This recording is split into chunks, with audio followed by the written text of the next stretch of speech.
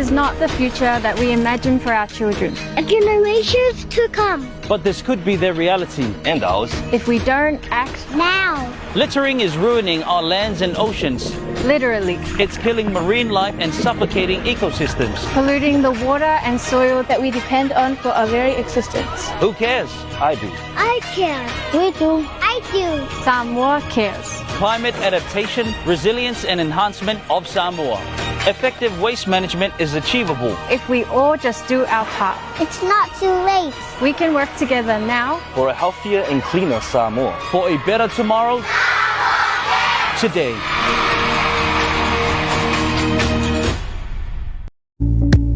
Uncle Johnny's continue to bring you quality ice cream to ensure families have a great time when getting together. With delicious, yummy flavors of our nearest range of premium ice creams, Uncle Johnny's is all about making sure that our brand remains a family favorite. Uncle Johnny's ice cream is available at your favorite store nationwide. Visit any of the stores near you, or better yet, come to our Vitaly factory for your orders.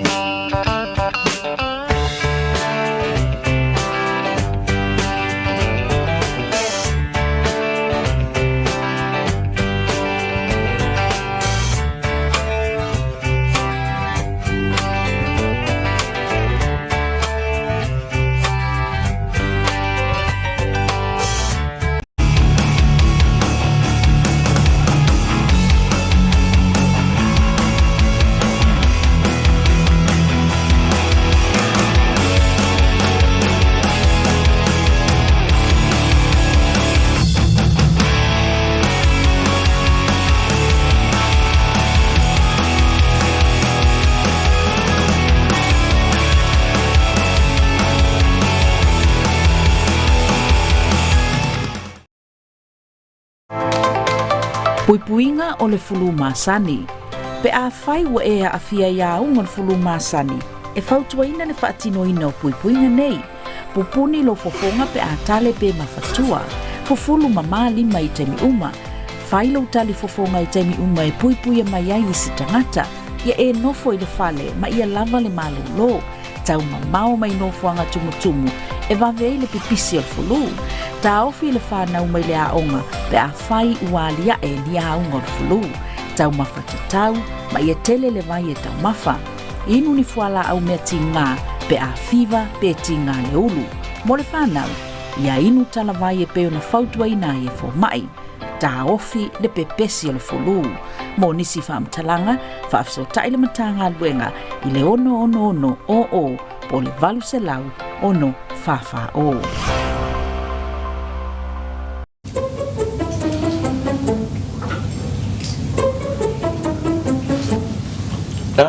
Excuse me, brother. Sorry to bother you.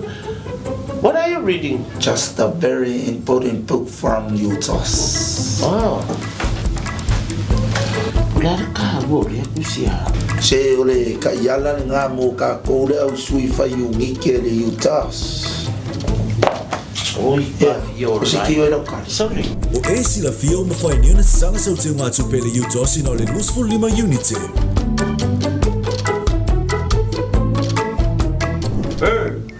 Phải phản lý ông miệng.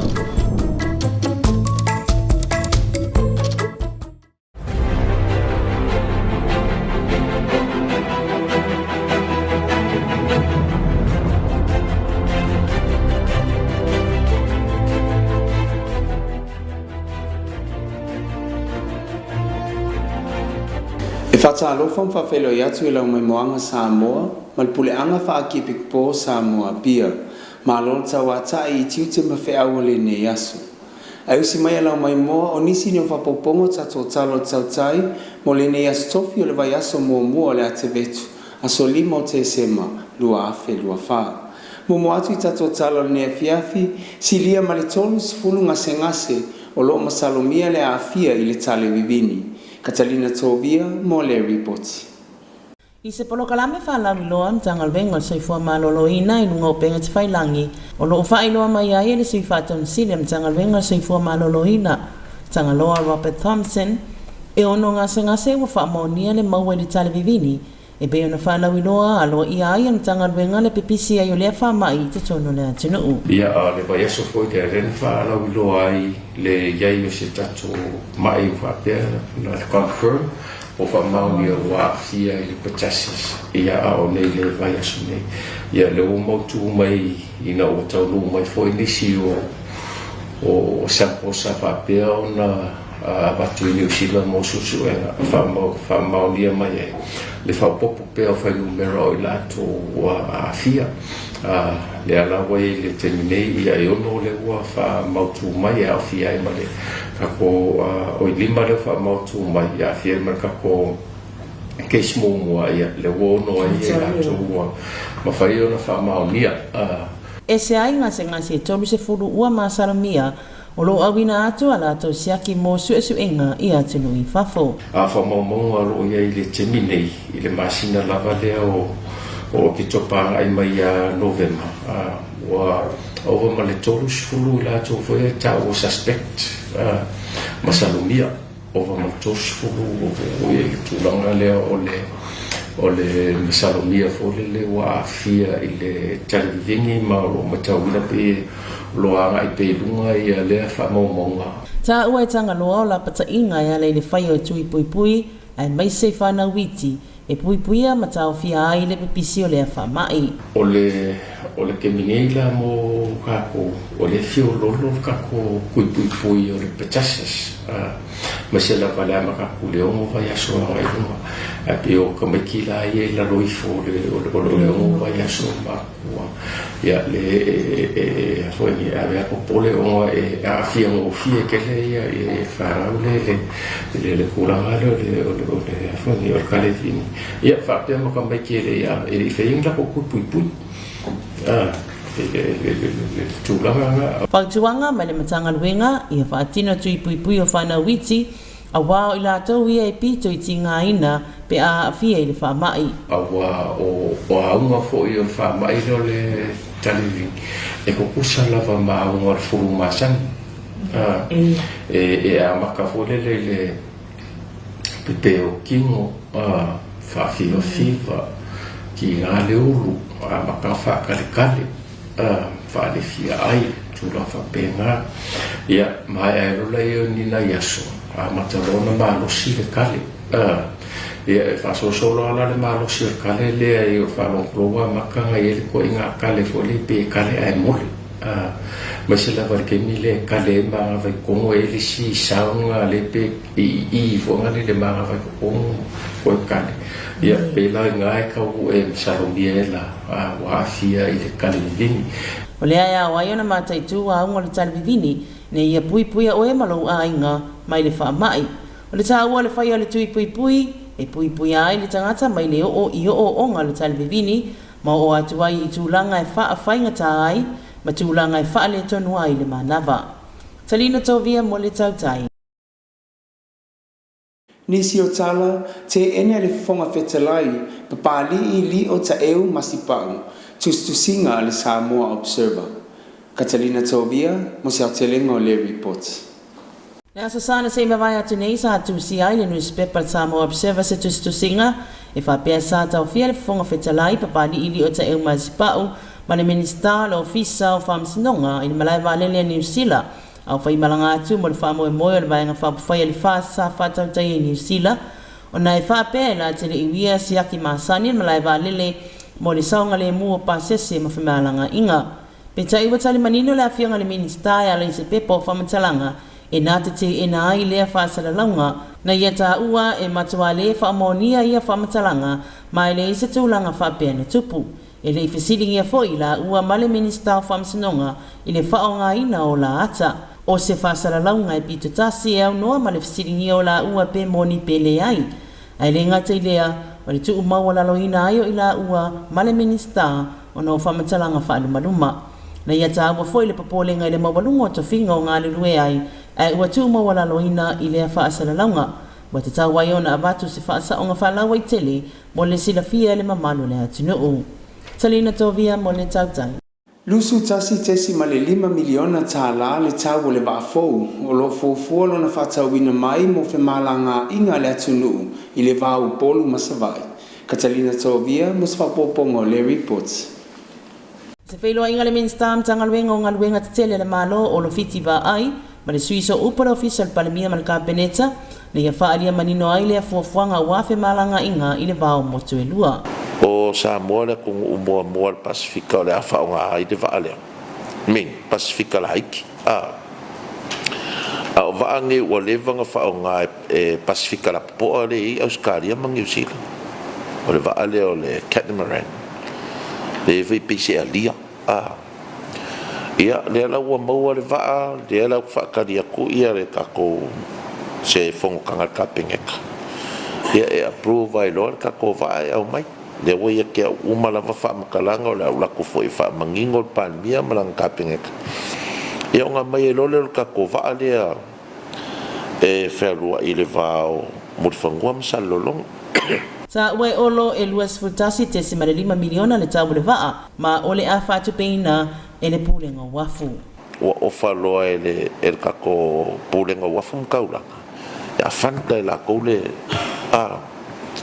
e le vaa le e ave I o investe la ko kupele o shipping kampuiva o le ava ai tolu se fulu le tolu se 5 minuti fai malanga ai le va o pol msavai o le valngi e ko se fulu ko su 5 minuti de ia sao ai lo ka ko va ale awo umango ka ngo aku ka ko pule ngova awo fo iso nga fa sao ale va ia la ku so lungo le Ono se fulu ta vale e mawhai ona ave ai. Ma ua fuafua e toi whatu langa te tono le vaa, ina ia mawhai ona o atu I le awhi tangata, e mawhai ona whai malanga ai. Talina Tovia mo le tautai. Si mai ala mai mo tala nei o le Pasifika, mai a Katalina Tovia. I'm so hungry. I'm so bored. It's so hot today. I feel like I feel like some ice cream. Yeah! Uncle Johnny's ice cream. Yeah, they're the best. Yeah, let's get some Uncle Johnny's ice cream. Yeah. Yum, yum, nom, nom. Uncle Johnny's ice cream. Hi, guys. Please, Mommy, please. We want some Uncle Johnny's ice cream. There's simply nothing like a tasty Uncle Johnny's treat to beat the heat. Right, kids? Flavors, colors. What's your favorite? I love chocolate, vanilla, pineapple. How about strawberry, banana, and crepe? It's so fun. It's so yum. Uncle Johnny's ice cream available in all of your favorite flavors. Also serving you at Vaitele from 8 a.m. to 4 p.m. on Mondays to Fridays and 8 a.m. to 2 p.m. on Saturdays. Sala falava se faliunga le nei o tala mal Pasifika o lo ripatia man le teo whawa malo New Zealand mawhai o na wina atu langulanga malo si company ilang Uncle Johnny's. I tala tamua whali ale minista o leo Papua New Guinea Peter Siamali'i Jr. Le whapopo ina ia tupe le tausanga whale tupe ma le atina eni o le ofisa o leo. Ta ue Siamali'i o loo sila fia le le whainga malo tūlanga mana umia mo le ofisa o leo ina ia whale le au nanga mo le saunga le mua tangata. O le ase leni, o le awha o popo, mo le sitia tutongi o leo, ia wha ato a tele le au whainga luenga, ma ia whai aini awa unga mo le tamai ma mana malama o leo tula whono. Whalia le minista o tupe ia Ian Lingstaki, e se fulu iwa pasene le tupe wha asili mai tupe maasani o loo fofua e tuina atu mo le atina ina o le ofiso leo. Le nau ta inga ia au lia atu le lua afe tolu se fulu, o atu le se fulu afe ila atu e ngā lua i le au nanga. O lea se leni o le awhale le ai fo I mea whainga luenga ia lai ta avale wha o ngā ina, e au fia ai man wha whawina o le ofisa. O lea se leni ua fofua e tuina atu mo le ofisa o leo, e o atu I le se lau 5.10 miliona kina. O lea si ai al presidente o Taiwan ia Lai Ching-te o Tuvalu, o lea awala mai ai ni whamanianga mo tangata Tuvalu. O lea son nafi le na si ai Lai le moto Tuvalu ila na asia singa o lo whanga solo le Pasifika. I le asia singa na ia saini ai sa marienga Le fa pe ona so ani ai Taiwan ila tina ino se way of so ta inga o interneti. Ale nga tai leo se polo keti martoi fausi o mautal palemene o Tuvalu. Fani al palemene o Tuvalu ya fele te teo o ia fea ngainga wasaini o le a mautu ma maua ai le whainga pa anga Taiwan ma Tuvalu. Ale nga tai leo le whaata waina i le whaasa fuli matausanga o whainga pa anga manu i lua. E le lau nau ta ingo lai o le a wha mausani ina le vāwala lata o le whainga pa anga ma Tuvalu mo le lelei o tangata nuu o manu i lua. Tala i le Pasifika mo le lea fiafi so far safe for.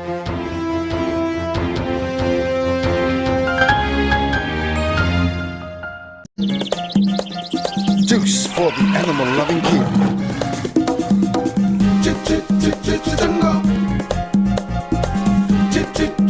Jungle. Jungle juice. Orange, apple, mango, grapes, pineapple, guayabano.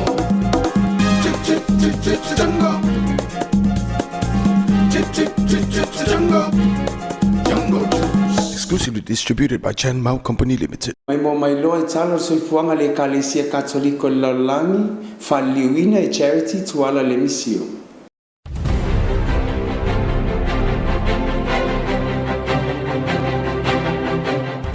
E toi whatalo whātu Samoa male puleanga whakipi po Samoa pia o talo soifuanga le Kalesia Katoliko mai ima o le Laulangi. I moa i tala o le whalinga tupsa i le au mai moa. I le tiute i totono le Kalesia mo lana tala ingol tala lei e tatau antu sa o launga ma ia le sili atu i le 10 minute li omi. Mo le whaawawina o a onga mo le whaatua tuanga e whaatatau le angang pa ia ma le Kalesia. Whaninga tupsa na whaia i le au mai moa nai le no whonga whaatawhao sangata Peteru.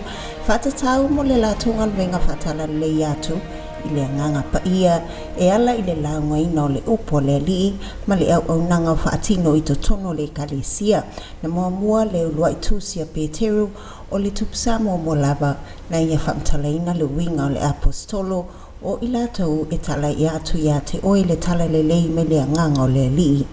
Oni au tuta au se lua i le tala inga le tangata Kerisiano ia mai le tuspa ia ma le winga moni na mai whaosifianga le anganga pa ia.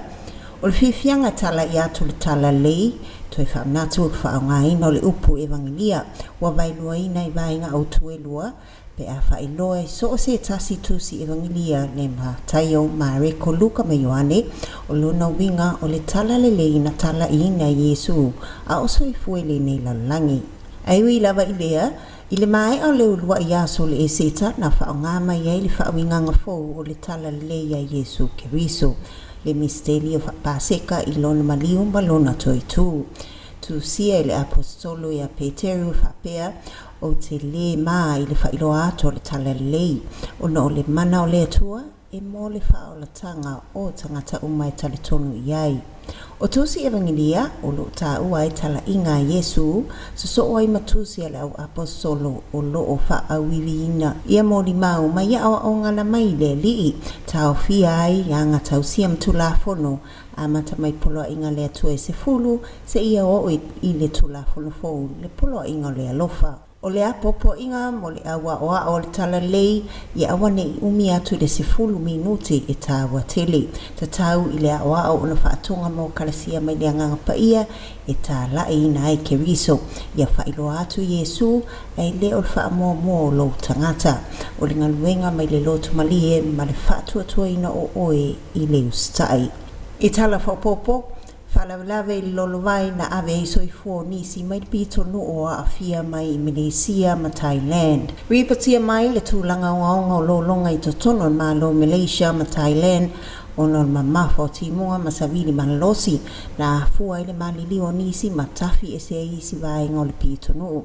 Whapoponga tangata malili i le luas fulfitu na a fia ai ma le silia i le afa miliona o tangata a fia i le malosi o timonga pele tatafi o vai. Ma o le asunga fua lea na whailoa mai ai le tau tu uititi o le tūlanga inisi o no whanga pa pēnā i le tau maui a tole vai. Ai o loo tu ina mai pēa i le ofiso wa ai tau whaasalaunga i le tō whaatau tau o timunga te tele. Ma o loo whaopopo le no whaopopo le o tangata. Lea sa tongi sau le santuari o la ngalo whamamano a Yesu.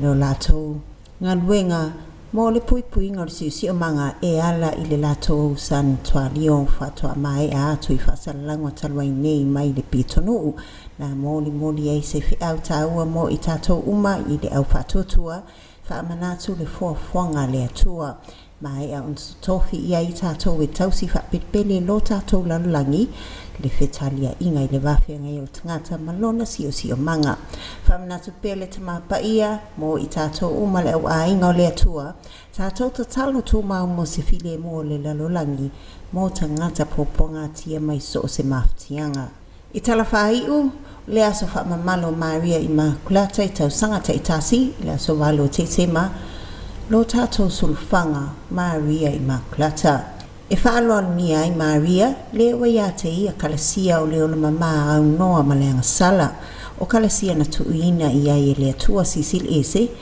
fai o ia mafia o anga o lona alo Yesu Keriso e so i fua mai ai lena te fasa o loto le laulangi mai leanga sala tu solo o le miti na fai ai le alofa le upfolfola filia mai le tusi i Efeso o lo iai vi inga i mamalo le atua ma whaamanianga na tā mamanuina e le atua mo le tangata e ala ia Yesu Efeso mta au mua whai upe tolu ma i lea miti po lea fuafuanga o lo whaata ina mai ai e ala ia Maria le e paia malona tupu mama au noa malenga sala o se miti na whaaleanga ina e ata mama Eva ina ualaanga sala so o se miti a lea tua e iai lava le saolotonga i le tangata e fili ai tusa pe tali mai e le ai na toi whaola mai Maria lea fuafuanga mamana mai lana i oenga a le tina tau pou. Na tāpena ina le ele e whanau mai ai le alo to atasi o Yesu lea e ala i le laualo le tamaitai. Lea i oe na tali ai ina ua mai au na tō manatu ma mafua ai lana whai unga e talia le whea o le alofa ma o le alofa atu na tali ai. O lana i oe na tali ina ua mai au na tō manatu ma mafau loloto iai. Na mafua ai lana whai unga e talia le whea o le alofa ma o le alofa foi na tali atuai e whaavanoa ina lona tangata atoa mo le atua o le watungu i kalasia atoa ma mama le wapaia ma ua ia whaasusuluina le mātango fio le atua ua iai fuafuanga mai a o na tutofi iai tangata taitotasi ma whaamanianga o loo ia te ia wa filfilia i tātou ia whapaia ina ma leola mama. O lea ua le ngata i le tātou wa ai whaasisili e whaataua le tina paia ai ia tātou wanga malungu whaafitai atu i te ia.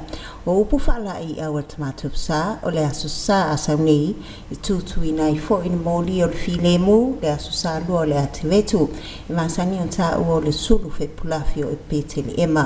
Tātou te manatua i malanga Maria ma Iosefo mai Nasareta anga i pete le ema a o le whanau Yesu. Whapei o na alanga Ioane le pāptiso e tāpena le ala o le alii ma whaasau sao o na ala.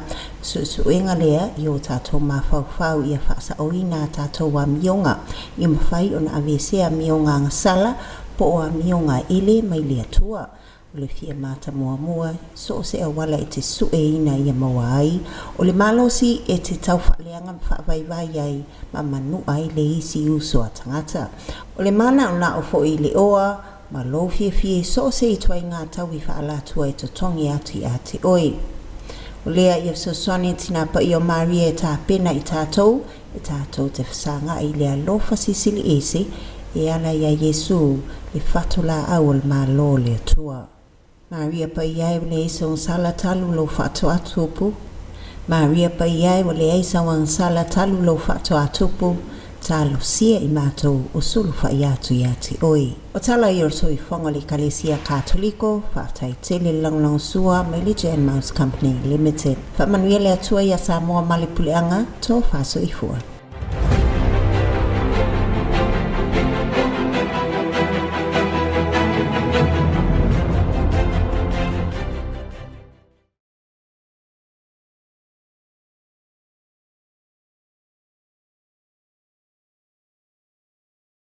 Malfaiunga le nao tato talo tautai mo le nea fiaf, mo le atu whaftai a tato sponsors, Uncle Johnny's Ice Cream Factory, Chen Mouse Company Limited, Mamatanga luenga puna oa falna turam sisio manga. Ia manuia tele fai unga le ne yaso, to faso I fua.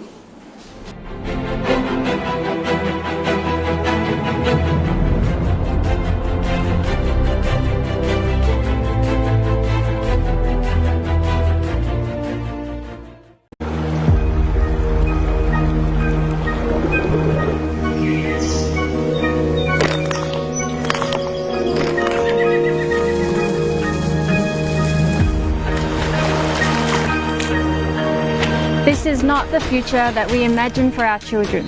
Generations to come. But this could be their reality and ours. If we don't act now. Littering is ruining our lands and oceans.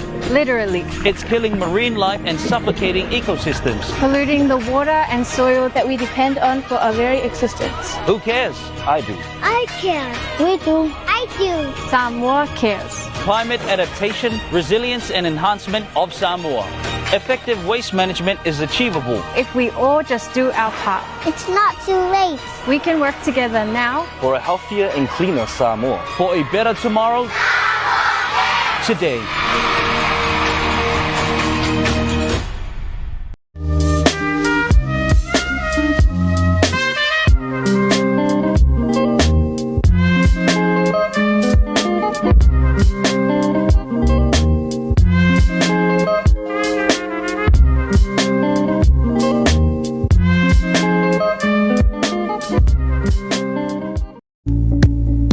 Johnny's continue to bring you quality ice cream to ensure families have a great time when getting together.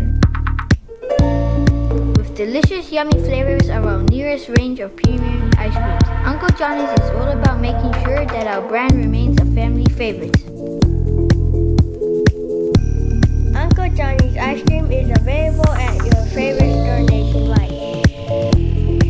Visit any of the stores near you, or better yet, come to our Vitaly factory for your orders.